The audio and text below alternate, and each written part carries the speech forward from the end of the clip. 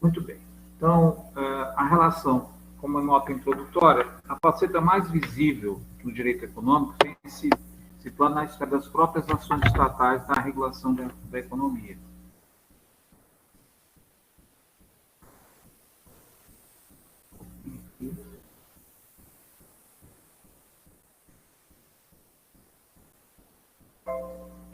Então, planos econômicos, tabelamentos de preços, políticas de privatização, incentivos fiscais, políticas agrícolas, industriais, exportação, demarcação do espaço de público e do privado na economia são exemplos de ações estatais veiculadas pelo direito econômico.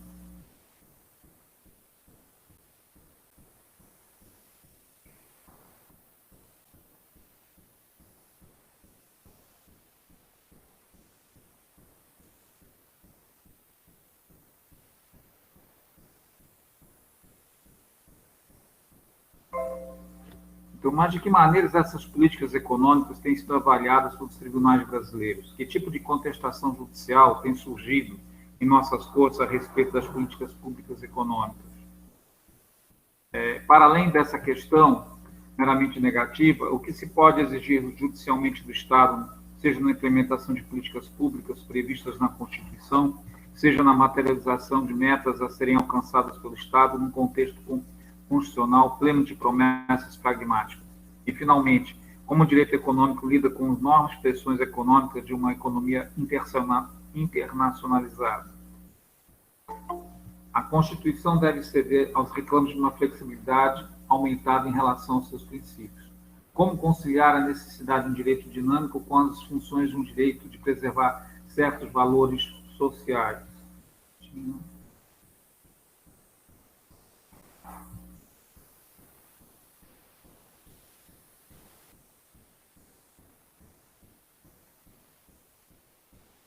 Por favor, não deixem de colocar a presença lá no chat da plataforma. Voltando, então.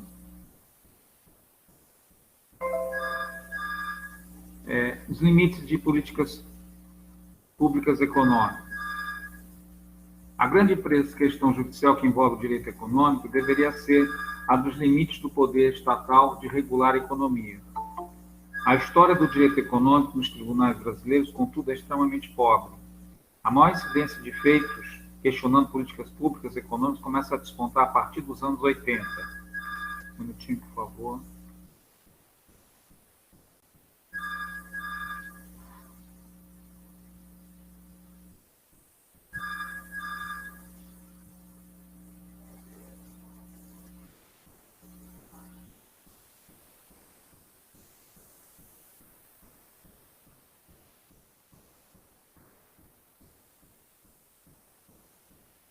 Então, antes de 80, a gente não vai ver registro, ou praticamente pouco registro de elementos questionando políticas públicas.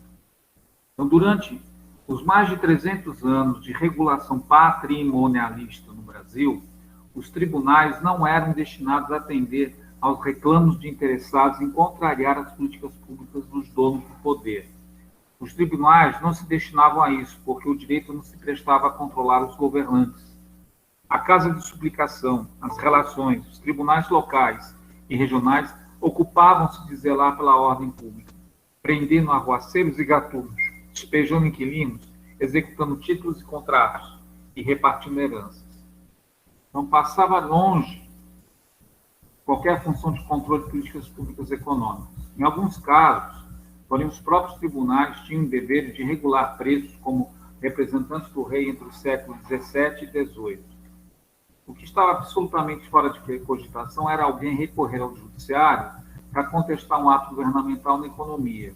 No período de regulação desconcentrada, que no Segundo Império, que ocorreu no Segundo Império, começa uma nova etapa de regulação econômica, fortemente impactada pelos eventos e teorias europeias e norte-americanas. Asseveram que o papel do Estado na economia é o de assegurar que o jogo econômico possa se desenvolver livremente dentro de certos limites da ordem pública. O Estado deve guardar a distância das ações empresariais em duplo sentido. Não deve atuar como empresário e não deve impedir que os particulares o façam. Somente se admite a restrição estatal nesse período em caso de abusos de direito. Vale aqui a premissa básica do liberalismo político, com replicação na esfera econômica. O limite dos direitos de cada indivíduo somente pode encontrar obstáculos nos limites dos direitos do concidadão. Então, o Estado policial, deve zelar para o exercício regular do direito de empreender, não cause danos à população, no que respeita à sua saúde, segurança e bem-estar. Contestações desse direito e dever do Estado muito raramente surgiram na história judicial brasileira. Pontes de Aguiar mencionou em alguns julgados do Tribunal de Justiça de São Paulo, nas 2 primeiras décadas do século XX, portanto, ainda na vigência da Constituição de 1891, que são ilustrativas da abordagem judicial do tema intervenção do Estado no domínio econômico. Não é inconstitucional a lei que veda a venda de gêneros de determinada procedência por motivos de interesse social coletivo. Em todo caso, se a proibição de venda de carne em outro município não tiver motivo justo, é inconstitucional, conforme o Tribunal de Justiça, em 15 de agosto de 1919. Outra, que proíba a matança de gado fora do matadouro municipal e ordena-se a apreendam as carnes de outra origem. Também uma outra sentença, Tribunal de Justiça, 19 de novembro de 1918. E veda a cláusula ouro, entre outros. O Estado policial acompanha o desenrolar do jogo econômico para reprimir comportamentos abusivos e os tribunais brasileiros da época, escassamente acionados, reconhecem a constitucionalidade de seu papel.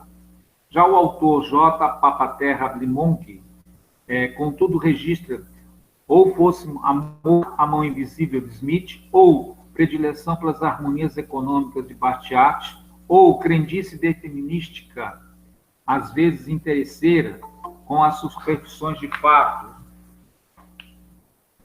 que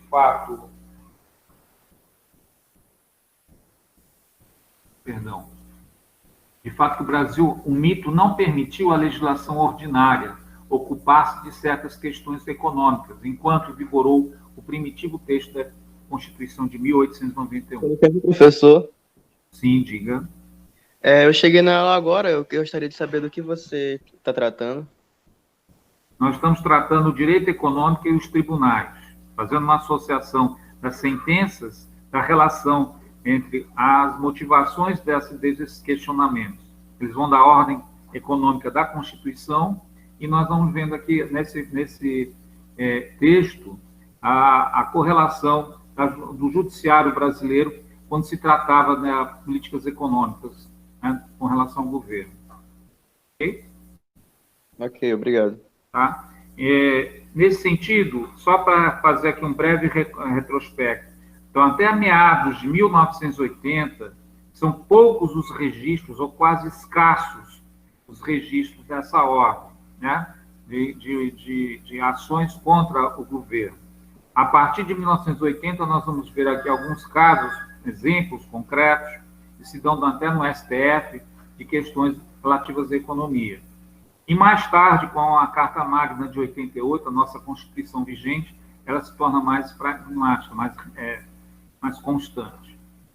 Então, é importante essa correlação da regulação das políticas públicas, que é um dos efeitos maiores sobre o envolvimento do direito econômico.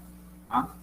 Então, repetindo, você via que com pasmosa facilidade se taxava de inconstitucional qualquer projeto de lei acerca das relações entre capital e trabalho.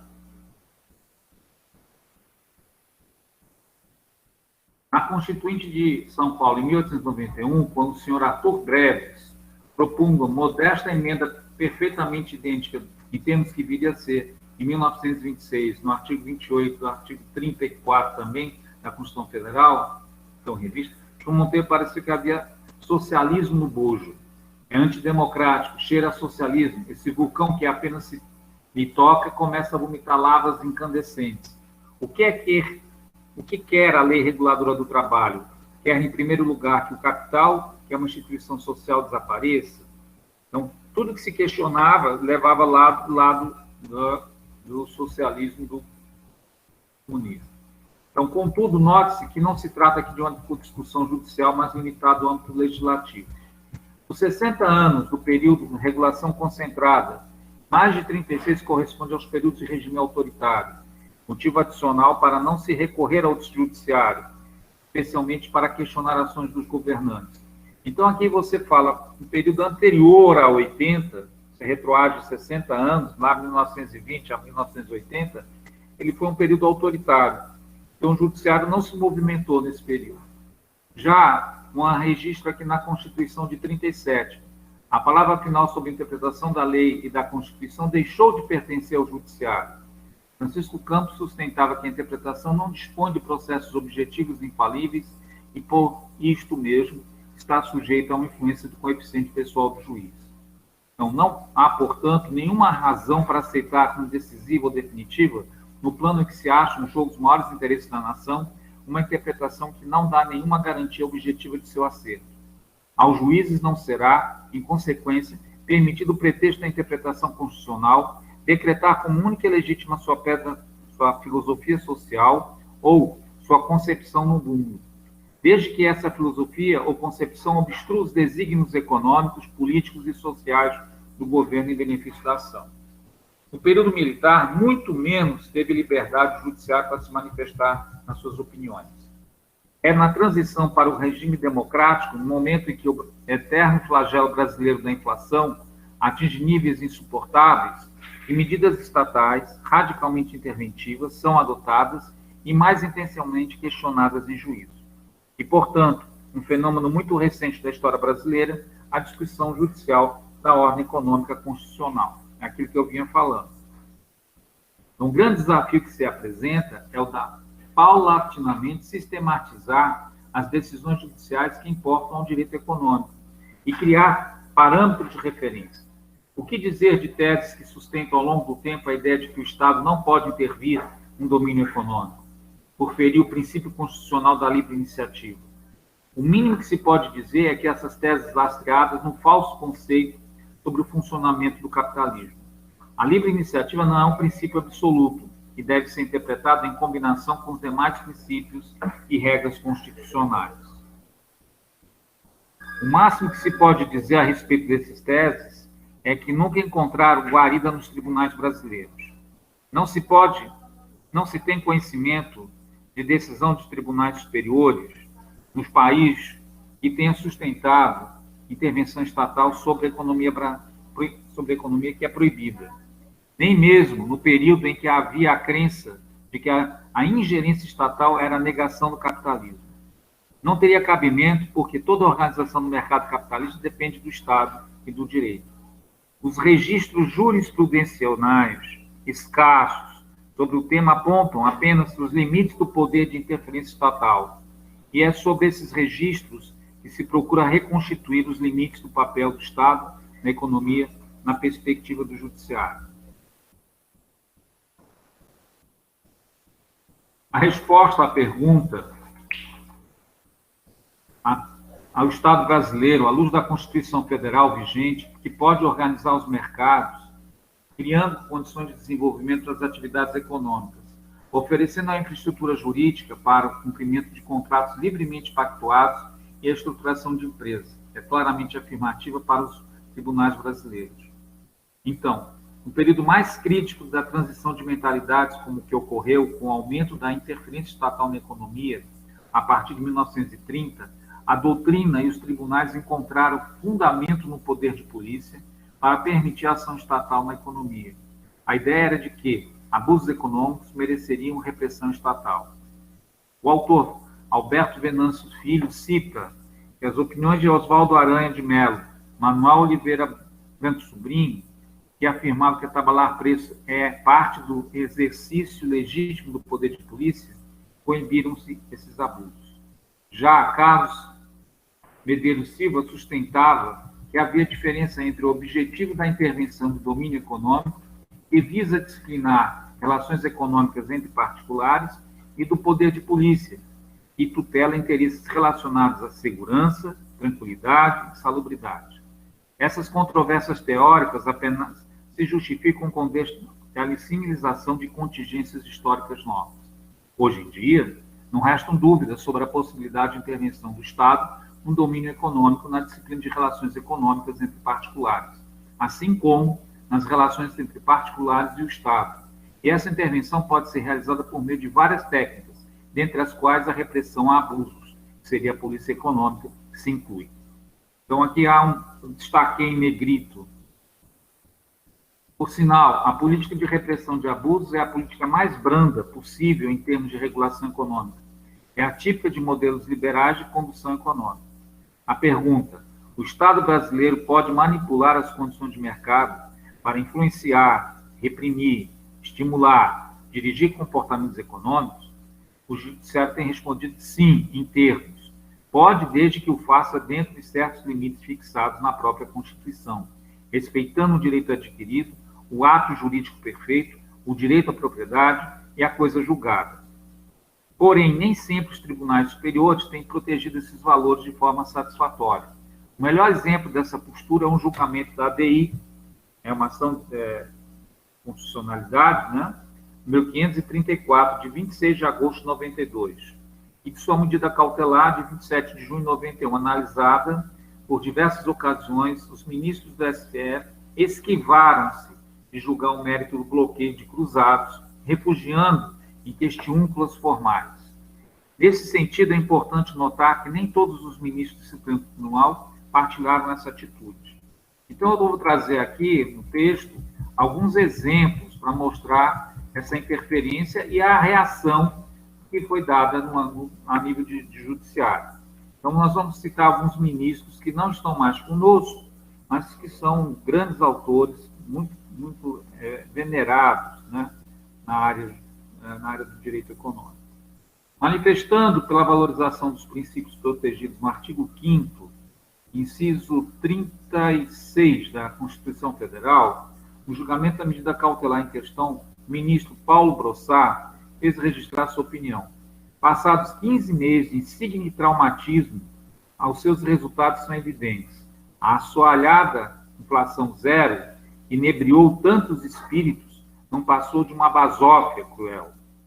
Ao contrário, cresceu intensamente a despeito dos artifícios empregados, a ponto de motivar um segundo plano econômico e sua tendência a aumentar ainda mais.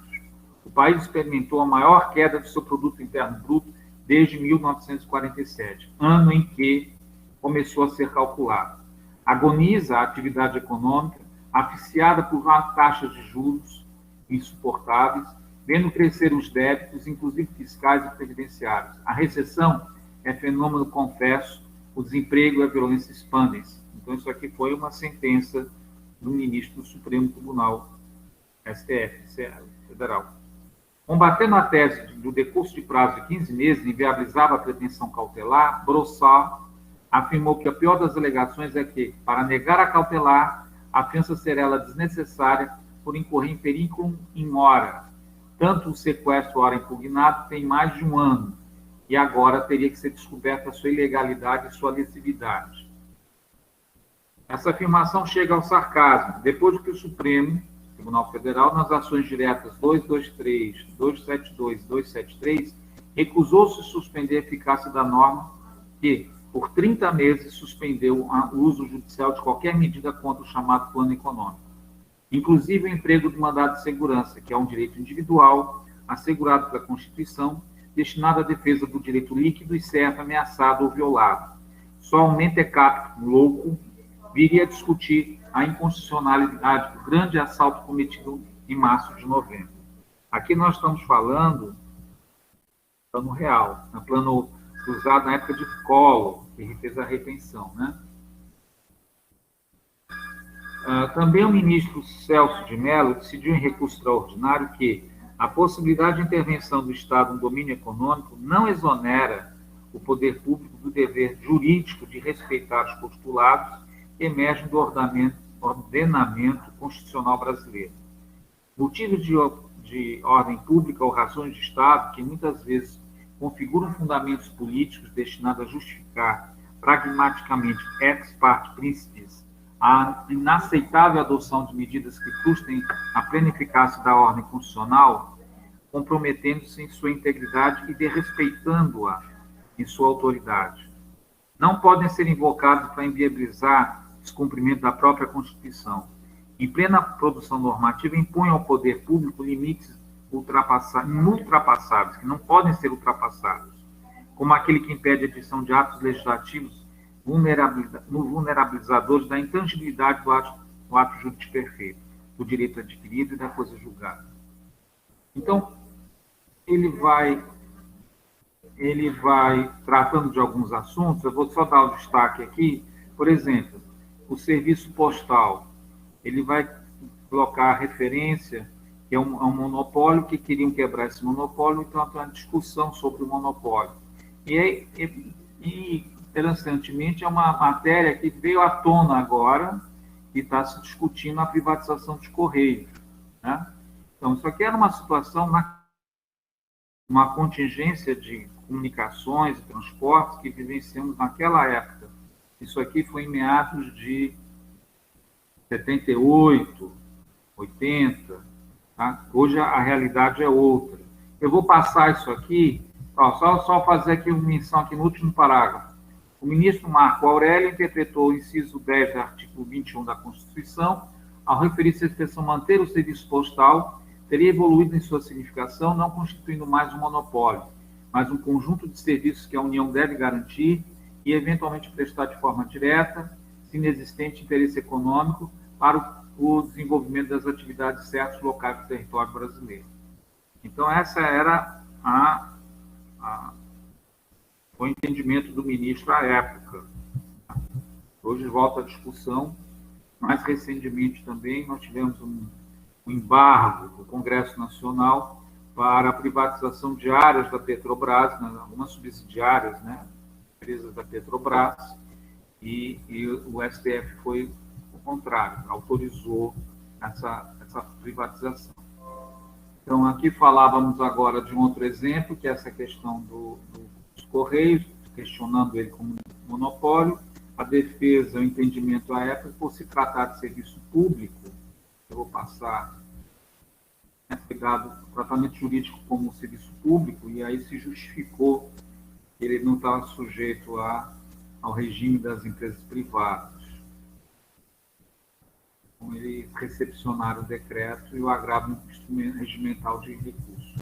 Só para uma referência a questões que foram tratadas. Aqui vem outra referência, controle judicial da política de desestatização. A privatização é uma política pública econômica, é uma escolha estatal de diagnósticos que realizam os titulares de exercício do poder sobre as necessidades do país. Ontem, só para ilustrar isso, o governo federal, através do ministro Guedes e o próprio presidente, anunciaram a privatização de uma empresa que ela estocava alimentos em Minas, né? E teve um prejuízo de 19 milhões no conjunto das estatais que nós temos hoje. Então, diante desse quadro, ela foi priorizada como um dos itens a serem privatizados agora. Então, aí vem essa questão das escolhas.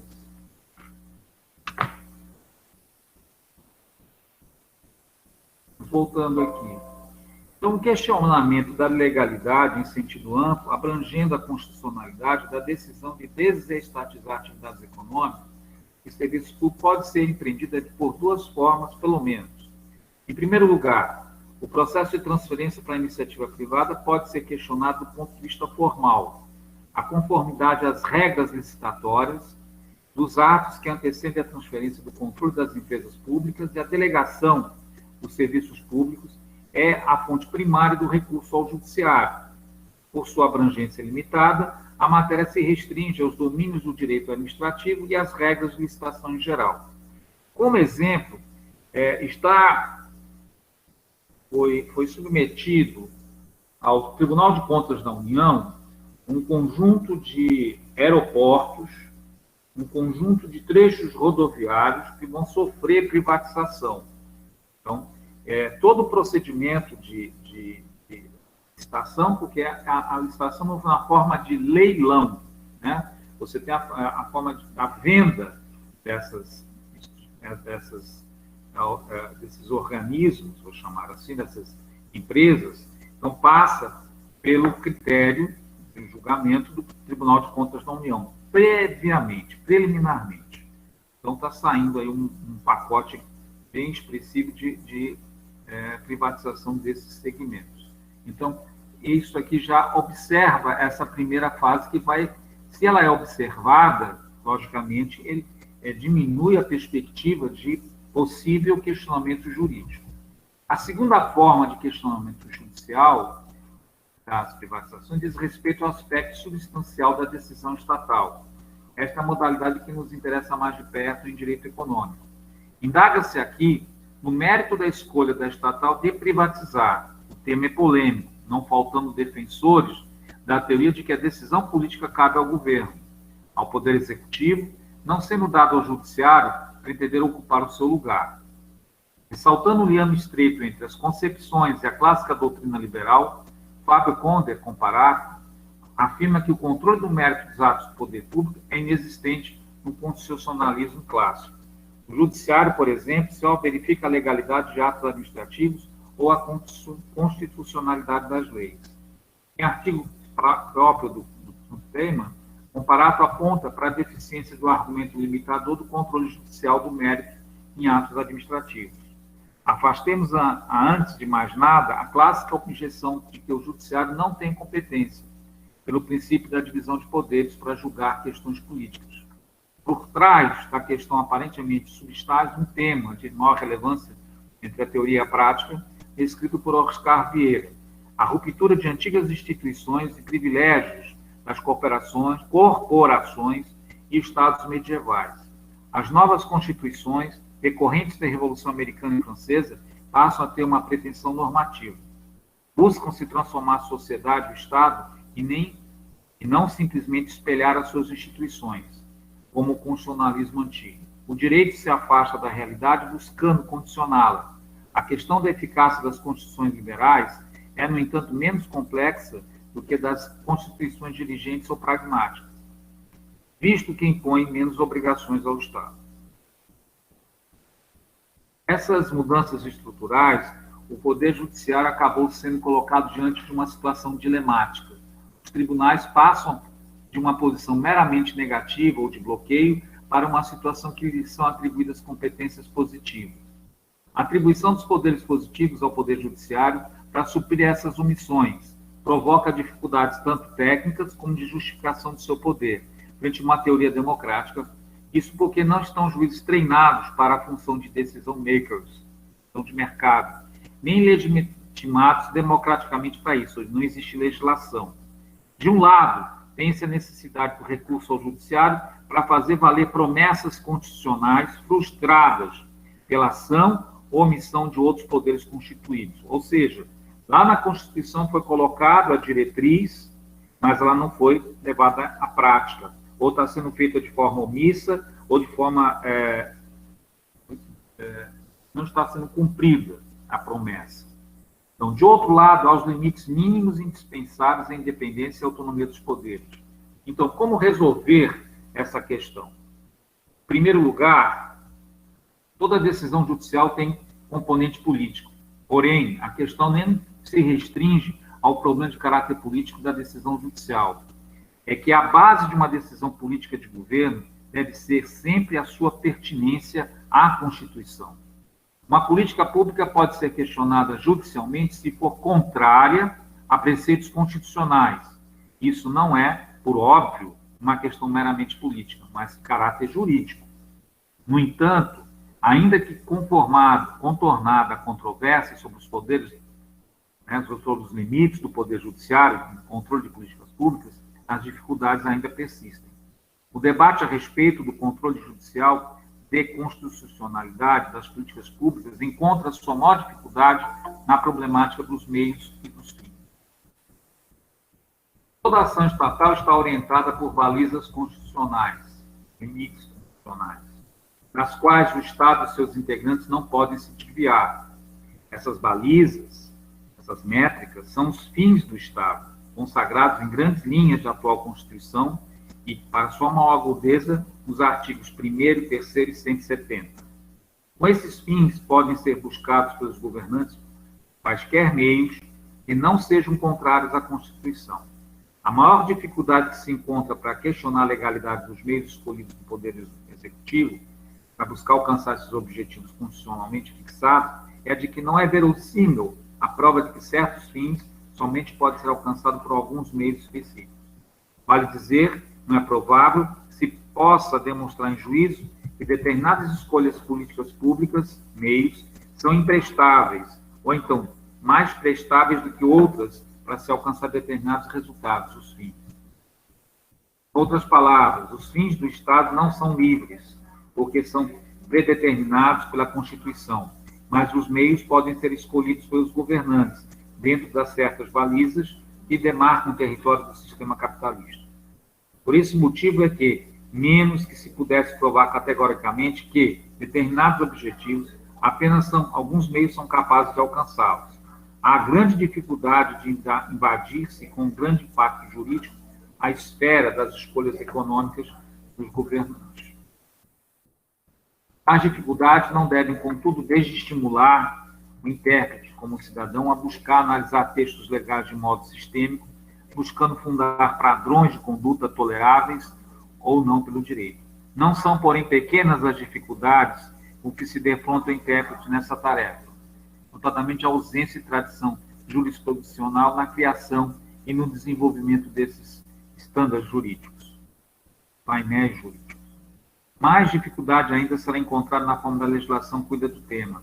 Nesse ponto, convém notar que existe uma substancial diferença do tratamento jurídico dispensado em decisões estatais de privatizar em relação às decisões estatais de assumir a atividade econômica no sentido estrito. No artigo 173 da Constituição vigente, de 88, toma a decisão estatal de empreender, independentemente que ela seja indispensável, para fins de segurança nacional ou atender a relevante interesse coletivo. Destaco aqui, chamo a atenção de vocês para a gente poder discutir isso aqui.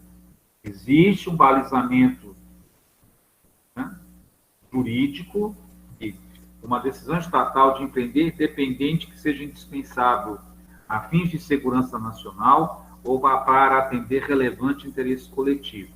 Aqui eu coloquei em negrito. A decisão estatal de privatizar atividades econômicas que já desempenhem ou venha transferir as partes de contestação de serviços públicos somente depende de sua vontade e do respeito às regras meramente formais que condicionam a delegação à inobservância de procedimentos de direito administrativo. Voltando ao artigo 173, nós estamos passando por um processo de uma calamidade pública, onde, em determinado momento, as instalações hospitalares se tornaram escassas, notadamente as públicas e, em seguida, as privadas. Mas se tornasse mais agudo, né, como se tornou no passado, não teríamos amparo legal para que você pudesse assumir a direção dos hospitais em razão desse dispositivo da Constituição, porque você estava para atender relevante interesse coletivo, né? Então, chamo a atenção dos senhores para esse aspecto. Certo? Não é seria a questão da pandemia, a questão do problema de saúde pública coletiva, né? Então, vocês teríamos meios. Houve algumas críticas, salvo engano, o governo do Ceará, o estado do Ceará, chegou a fazer isso, chegou a solicitar um hospital que estava em vias de ser inaugurado e eles ocuparam para essa finalidade. Tá? Só para a gente dar um destaque nesse processo. Disso decorre alguma dúvida? Posso prosseguir, gente? É um tema muito interessante. É o tema onde você alia questões já que aconteceram, práticas, e a gente identifica aqui, nessa regulamentação, né, já está na forma da lei, que há momentos que o Estado pode vir a intervir e há momentos que ele também coíbe, ele realiza excessos. Né? Então, é outra questão. Como se fala também, se questiona a aplicação do isolamento. Muito bem. Então, posso prosseguir, não tendo nenhum comentário, eu vou seguir aqui. Disso decorre a Constituição Federal estabelecer um mecanismo de controle social, mérito de decisões estatais de assumir atividade econômica em sentido restrito, já que qualquer interessado pode questionar em juízo a pertinência da decisão em face dos requisitos do artigo mencionado, artigo 173.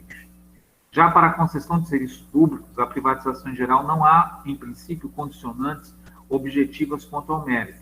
A substância de escolha estatal, que pode, por isso, ser feita sem justificativa pública, nem se diga no contido do artigo 11 e da Lei de Privatizações. Então, aqui. Significa a exigência legal da justificativa pública. E para pudesse falar em exigência de justificativa, seria necessário que o teor da justificativa estivesse condicionado a algum imperativo jurídico incontornável, como seria o caso da existência de preceito constitucional, impondo que a privatização somente pudesse se verificar em tais ou quais situações. Mas isso, de fato, não existe na Constituição em vigor, o que evidentemente dificulta um controle judicial mais próximo dessas decisões de privatização. Na prática, qualquer que seja a justificativa apresentada pelo Estado para a privatização, com vistas a cumprir a exigência, do artigo 11 da Lei de Privatizações, ela é tendencialmente aceitável, na ausência de condicionantes específicas. Disso se conclui um preceito absolutamente inócuo, e que é pensado pelo fato da finalidade de dar à população instrumentos de ação ou controle das decisões de privatizar. Historicamente, há insatisfação de setores da sociedade em relação às decisões de privatizar, na medida em que não se dispõe de instrumentos institucionais de contestação. Acaba se convertendo em atitudes de protesto, mas que não tem como alcançar o centro nervoso das decisões públicas. Por trás, existe uma lógica fundamental de ética capitalista que se reflete em opções consagradas na nossa Constituição. O melhor meio de se atingir certos fins constitucionalmente definidos é o da liberdade de iniciativa. E não é por outra razão que, nos dias de hoje, o papel econômico do Estado tem sido apenas de recolocar nos trilhos a iniciativa privada, corrigindo seus rumos, previsionando e reprimindo seus abusos, confiando, na última instância, que lhe dá liberdade advirão maior benefícios coletivos. Não há aqui qualquer juízo de valor bem entendido, nem se pretende que apenas uma interpretação seja correta, mas há limites para as interpretações corretas. Então, vivemos um país capitalista, tem uma Constituição capitalista, decorre daí, portanto, a dificuldade de se exercer um controle judicial sobre o mérito da decisão estatal de privatizar ou de delegar iniciativas privadas em certos serviços públicos. Eventual resistência ao que diz a Constituição podem ser enfrentados no plano jurídico mediante a alteração dos preceitos constitucionais. Então, uma nova lei que mude isso. Aqui tem uma sequência de ações, né? Ele coloca. Tem um outro comentário sobre competência municipal, onde é que as competências do âmbito do consumo. Eu vou deixar para vocês. Prestação positiva dos tribunais. Vamos ver esse aspecto aqui. Quando há o impacto das normas programáticas constitucionais que elaboram metas a serem alcançadas pelo Estado, princípios altamente abstratos da Constituição que embutem promessas. Né?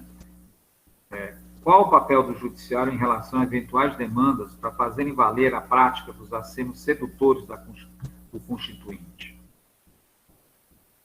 José Eduardo Faria aponta que, nos anos 90, a visibilidade alcançada graças às decisões e sentenças contra o Executivo no plano do direito econômico e tributário, que os problemas estruturais judiciários se tornam amplamente conhecidos por crescentes segmentos da opinião pública. São cada vez mais agravados por dois fatores convergentes. Primeiro, o crescente número de normas programáticas e normas de organização editadas com o propósito de impor ao Executivo obrigações inéditas em matéria de políticas públicas, de lhe conceder amplos poderes de decisão, regulação, delegação, e formulá-las e executá-las, resultando em progressiva transformação do Estado liberal num Estado providência. Né? Então, só dando aqui uma paradinha, um intervalo. Vai mostrar aqui. Vocês vão se lembrar que na Constituição de 88, ela é balizar, porque os direitos humanos estão consolidados ali. Anteriormente à Constituição de 88, algumas iniciativas, tanto da área social, elas tinham um cunho muito voluntário, iniciativa da igreja, né, de algum organismo. Não havia o papel do Estado como obrigatório. Então, a partir da Constituição de 88, a proteção social, ela se faz presente no segmento, todos os segmentos etários da população, nas crianças e adolescentes, mulheres, idosos, trabalhadores, está tudo lá previsto na Constituição na forma de promessa. Mas só que as normas que vão aparelhar essas políticas públicas, que elas vão poder ser implementadas, executadas, monitoradas, avaliadas, elas só vão se dar depois de 5 anos. Tem casos que até em 2012 estavam sendo ainda normatizados com normas de operações básicas, por exemplo, do Sistema Único de Assistência Social, o Sistema Único da Saúde, que começou o processo concentrado, centralizado na União, desmembrando delegando poderes para os estados e, finalmente, chegando aos municípios, mediante o cumprimento de um conjunto de parâmetros. Então, para que você tivesse acesso ao recurso per capita, por habitante, era necessário demonstrar que tinha toda a estrutura organizacional instalada, conselhos criados e instalados, secretarias criadas, instaladas e humanizadas, contabilidade pronta, né? Então, quando tudo isso era comprovado, aí sim, essas políticas públicas começavam a ser implementadas. Aqui no Maranhão, meados de 1998, 99, eu passei na Secretaria de Saúde e nós fizemos, só naquele período, 96 descentralizações ou municipalizações da saúde, para vocês terem uma ideia. E depois isso também se passa pelas áreas de ação social, passa pela área de educação, e mais recentemente a segurança cidadã também está seguindo esse mesmo processo. Ou seja, nós estamos mais de 20 anos da Constituição ainda fazendo normas de operacionalização para que aquelas promessas venham ser cumpridas. E houve uma evolução bastante significativa nesse contexto. Só fiz esse parêntese para que a gente compreenda que nem sempre o executivo ele tinha os instrumentos. A norma é como baixa uma lei, tem que sair um decreto normatizando aquela norma, dizendo como operá-la. E dar os instrumentos, ou seja, os recursos vão advir daqui, uma rúbrica orçamentária. Como é que você... o cofinanciamento. Então, o dinheiro vai vir, da União vai, mas o Estado, o município, no orçamento local, vai ter que disponibilizar uma contraparte, tá? Para poder exatamente operacionalizar. E assim foi feito. Então, voltando, são os problemas cada vez mais agravados, né, com crescente número de normas programáticas e normas de organização editadas com propósito de impor ao executivo obrigações inéditas em matérias de políticas públicas. Então, existe um mundo grande de portarias, de instruções normativas, uma série de normas que foram se atualizando ao longo do tempo e tiveram, posteriormente, também a participação da sociedade através das conferências, né, que vão criar os conselhos de controle social a nível municipal, estadual e nacional. Então, eles participam, vão reformulando alguns aspectos, são ouvidos e as normas são implementadas. Muito bem. Segundo, a grande complexidade das normas matérias reguladas por textos legais, cujo dispositivo intercruzando-se informando inúmeras cadeias normativas, obrigam o judiciário a interpretá-las e aplicá-las de modo consultivo. Já José Reinaldo Lima Lopes, situando a problemática do judiciário em face de transformações socioeconômicas brasileiras nas últimas décadas, aponta para as transformações decorrentes da industrialização, reformas legislativas relevantes na infraestrutura do modelo econômico, como PLT, Consolidação de Leis Trabalhistas, Lei das Sociedades Anônimas, legislação de incentivos fiscais, captação governamental garantida por recursos externos, as ambiguidades entre posturas nacionalistas e inserção internacional, entre livre iniciativa e regulação estatal, urbanização e suas consequências estaduais. Lopes afirma, então, que boa parte da crítica do Estado brasileiro de hoje, não inclusive e nem totalmente, é uma disputa pela apropriação do Estado, nas suas instituições de poder e finanças. Classes médias populares disputando narcos, partes do Estado, as oligarquias tradicionais e as novas. Então, há um conflito de interesses. Outra espécie de mudança fundamental no Estado brasileiro é a constitucionalização de inúmeros direitos sociais e coletivos. Assim, de uma ordem garantista, em que o acesso judiciário se restringia a pedir proteção para conservação do que já tem, passamos para uma ordem promocional, em que se procura fazer valer as promessas feitas pelo Estado. As promessas feitas estão na Constituição, promete coisas que às vezes não tinha como garanti-las, né? E agora ela está sendo... Efetivação judicial de normas programáticas. Em último aspecto, o papel positivo do judiciário na efetivação de direitos constitucionais assegurados é o de mais complexa análise. Então, vamos apontar alguma profundidade ao tema. Vai de longe a doutrina do direito constitucional, que distingue entre normas jurídicas e princípios jurídicos, afastando esses últimos da condição de direito. Todo princípio jurídico positivado é uma espécie de norma jurídica. Se não pode ser implementado de forma absoluta, isso é uma característica imanente do próprio princípio, que é sempre mais genérico e distanciado do plano da prática. Os princípios positivados são grandes quadros de referência, faltando não apenas o julgador, mas também o legislador e o administrador público. Damos por aplicado um princípio quando seu enunciado é invocado para a tomada de qualquer decisão juridicamente relevante. Mas ainda há dificuldades na relação de implementação de normas pragmáticas, categoria intermediária entre regras jurídicas e princípios jurídicos. Na definição de José Afonso da Silva, normas programáticas são aquelas normas constitucionais através das quais o constituinte, o legislador, em vez de regular direta e imediatamente determinados interesses, limitou-se a traçar os princípios para serem cumpridos pelos órgãos legislativos, executivos, judiciais e administrativos, com programas das respectivas atividades, visando a realização dos fins sociais do Estado. Exemplo, a saúde pública ela é universal, ela é democrática e é universal, não tendo a obrigatoriedade de fazer contribuição antecipada. Então, com isso, garante a gratuidade a qualquer cidadão brasileiro ou estrangeiro residente ou passando pelo solo brasileiro.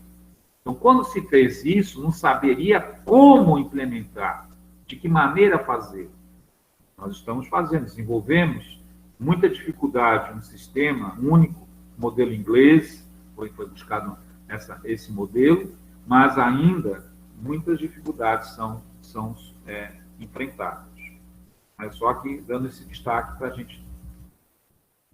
Essas normas programáticas têm um certo viés principiológico, por não enunciarem metas a serem alcançadas, objetivos da sociedade que vigoram. Também são referências por ação do legislador, do juiz, do administrador público, mas sua função não se esgota, ao contrário, com o que ocorre com os princípios, um simples recurso interpretativo a elas. Como seu próprio nome diz, enunciam programas de ação e o que se espera dos regulados por tais normas é que se executem tais programas. Eu soltei uma determinação, mas não digo como fazê-la, de onde eu vou tirar recurso, quem vai fazê-la. Isso tudo vai acontecer numa lei a posteriori, uma lei que praticamente tem 10 anos, 15 anos. Então, aquela promessa ficou aguardando essa condição para poder ser implementada. Então, os problemas jurídicos mais difíceis de resolver surgem quando isso não ocorre. O que fazer? Poucos autores brasileiros tiveram a coragem e a dedicação de enfrentar esse espinhoso tema, como o senhor José Reinaldo Lima Lopes. Difícil, porque justamente liga com as categorias com que os quais juristas não estão habituados, exigindo a consideração de aspectos de teoria do Estado e técnica de governo. Seu trabalho de direito subjetivo e direitos sociais, O dilema judiciário no Estado Social de Direito é um importante esforço de sistematização do problema proposto. Aqui um destaque que nós fizemos. Irei a seguir as ideias do texto. Lopes principia sua análise pela comparação entre a estrutura jurídica tradicional e os direitos subjetivos, em que cada direito corresponde a uma ação que se assegure. É desafiadora a situação dos direitos sociais, que tem sido contemplado nas últimas constituições. O artigo 6º da Constituição Brasileira atual diz que são direitos sociais a educação, a saúde, o trabalho, a moradia, o lazer, a segurança, a previdência social, a proteção à maternidade e à infância, a assistência aos desamparados. A questão que se coloca é quais são as ações que garantem e viabilizam tais direitos sociais. Conclui que os direitos sociais se distinguem dos individuais, principalmente por exigirem remédios distintos em caso de violação. Então, os direitos sociais não são fluíveis individualmente, portanto, não são execuíveis dessa forma. Para terem eficácia, exigem, em regra, a ação do executivo ou do legislativo. É o que ocorre, por exemplo, com a educação pública, a saúde pública, os demais direitos previstos no artigo 6º. O autor Lopes inclui nesse contexto todos os direitos do trabalhador previstos no artigo 7º da Constituição e as disposições dos artigos 170 e seus incisos, 182, 183, 225, entre outros.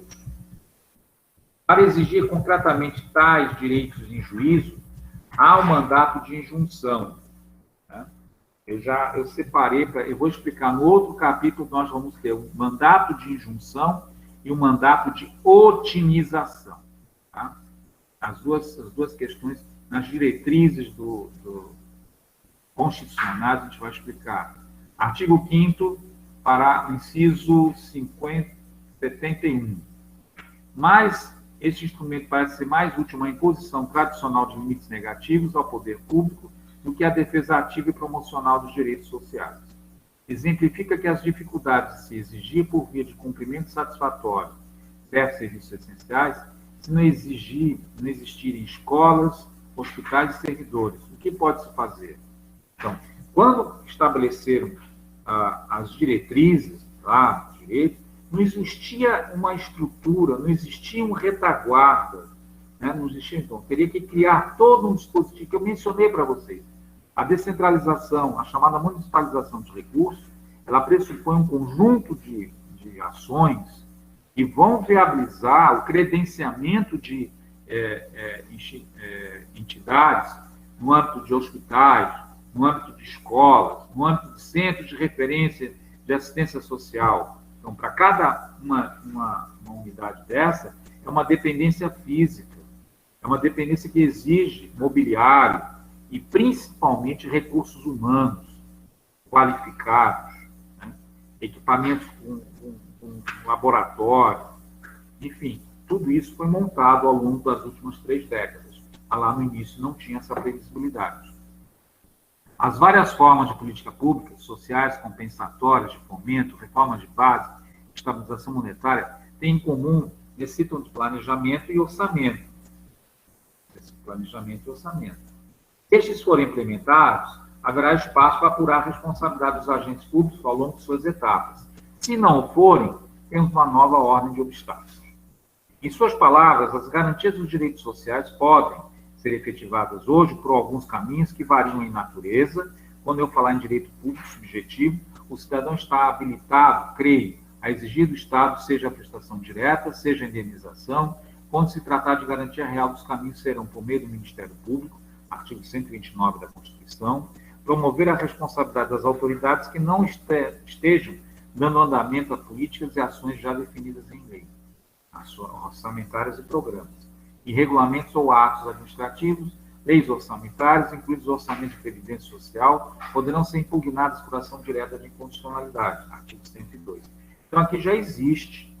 Então, você tem como apurar e responsabilizar.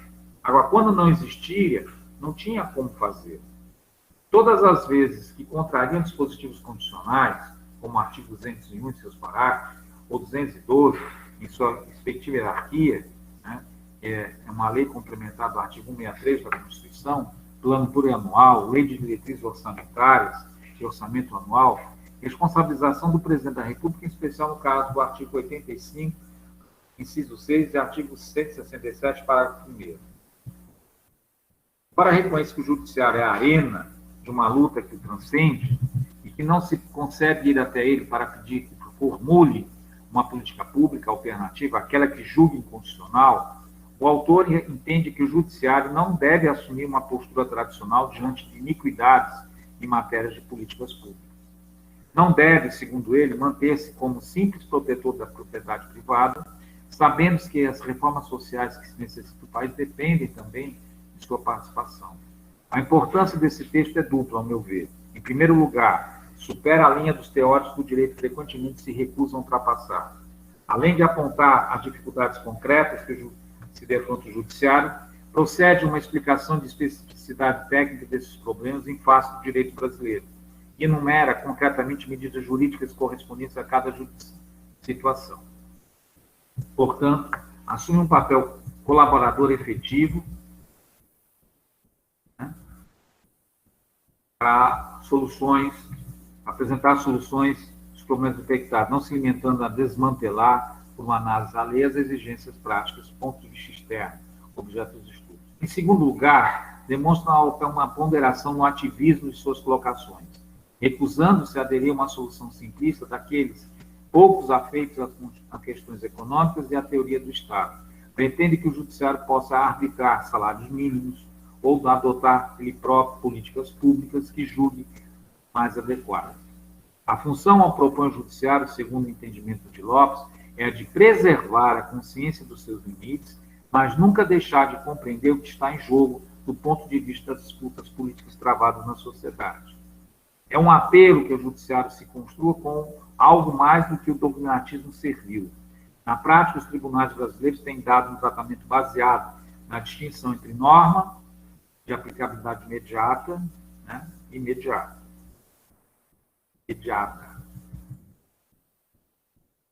No primeiro caso, tem-se respondido afirmativamente, efetivando aqueles direitos que independem da sua atuação estatal e legislativa. No caso das normas de aplicabilidade imediata, remédios constitucionais são ação de constitucionalidade por omissão e o mandato de injunção.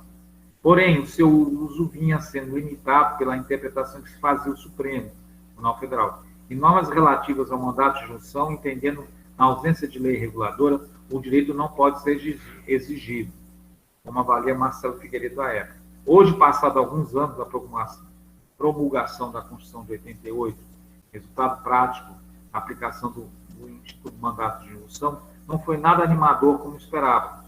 Raras vezes a Suprema Corte efetivamente deu curso ao comando constitucional do mandato de injunção. Não se aperceberam os ilustres aplicadores do Instituto, salvo as exceções, que o objetivo maior apontava para um mérito interpretativo do direito constitucional moderno, que vem propiciando resultados muito interessantes no mundo inteiro. O papel criador, que se entende legislador, o poder judiciário como vivificador da vontade da Constituição, o papel criativo desempenhado pelas cortes constitucionais em todo o mundo ocidental. Então, aqui ele vai falar um pouquinho sobre o mandato de injunção. Aqui cita alguns exemplos. Falar sobre a taxa de juros, direito à saúde, erradicação do analfabetismo, são políticas públicas, promessas. Em complemento ao direito à saúde, a realização de direitos econômicos e sociais, a garantia de um salário mínimo digno, o estado das coisas,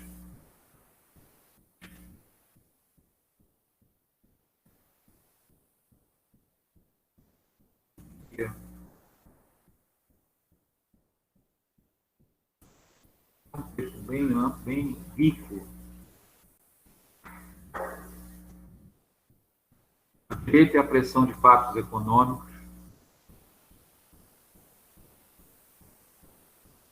a fonte normativa, a racionalidade econômica versus a positividade jurídica, o processo de desconstitucionalização, utilitarismo jurídico,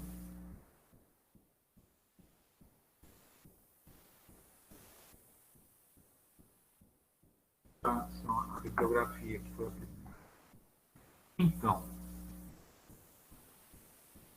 eu vou puxar aqui alguns aspectos e vou pedir que vocês leiam esse texto, tá? Na próxima aula eu já quero trazer um outro texto. Por causa do tempo, nós vamos ter a prática mais uma aula.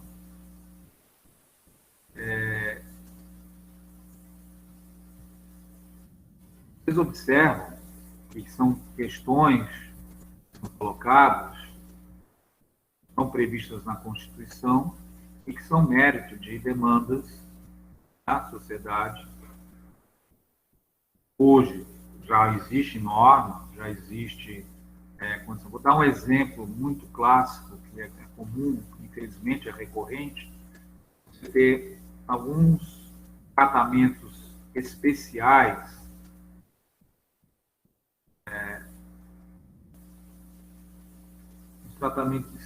na área de saúde, e eles não estão cadastrados nos programas de fornecimento de medicação, e se não for por uma ação judicial de caráter rápido, a família, o paciente acaba indo a óbito, falece. Então, você tem hoje mecanismos como a Defensoria Pública, tanto estadual como a Defensoria Pública Federal, demonstrando que você não tem recursos, ingressa em juízo e busca essa sentença de caráter rápido para que seja atualizada. Então, aí o gestor, o ente executivo é obrigado a cumprir aquele mandato judicial.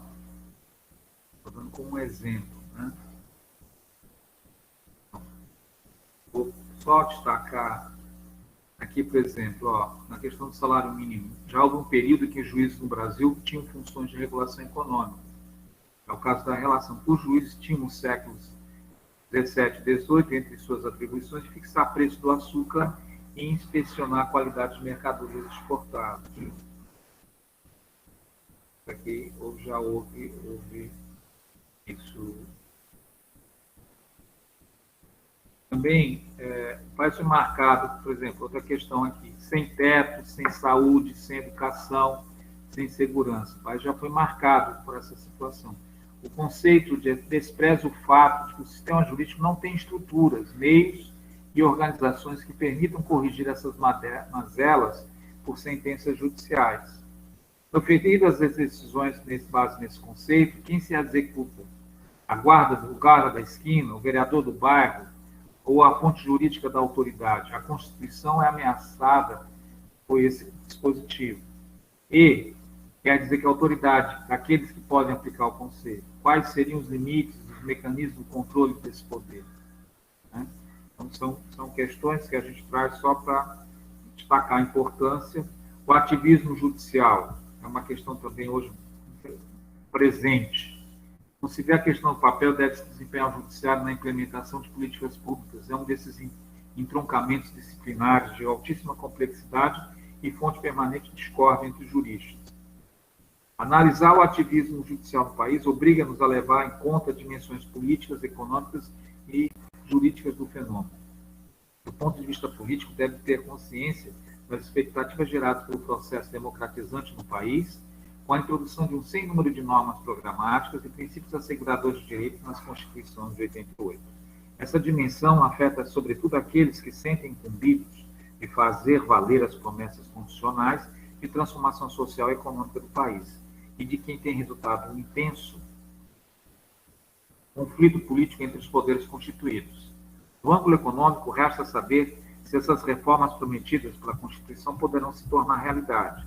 A passagem do plano normativo para o plano da realidade tem como filtro e se convencionou denominar reserva do possível. E, finalmente, a questão repercute a um âmbito do direito seja, só um instantinho para te concluir, adotar os tribunais pressionados em concretizar o direito normativo. Os teóricos do direito passam a desenvolver êgises e construções intelectuais para defender e rechaçar diferentes formas de implementação do direito. Aos poucos, nos habituamos a entender manifestações dessa luta política travada no mundo inteiro, do direito, perdão.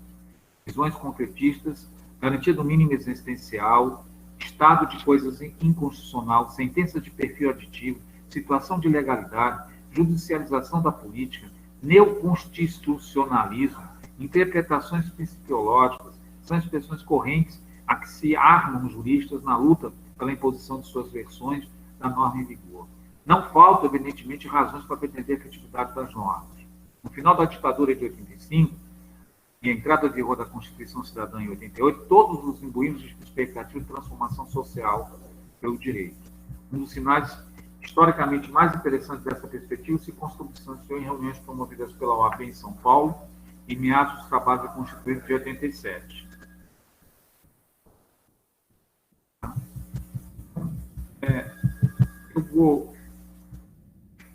Vamos concluir aqui. É um texto muito presente. Então, a participação do direito como um todo, né, na sua representação, mas especialmente o aspecto do direito econômico. Eu trouxe a regulação do Estado, algumas questões. Na próxima aula eu vou trazer algumas questões do artigo 170, os trechos que são analisados, para a gente dar só uma pincelada, né, vocês vão ter a condição de verificar. Então, agradeço a presença de todos. Algum comentário para a gente encerrar? Senhores e senhoras?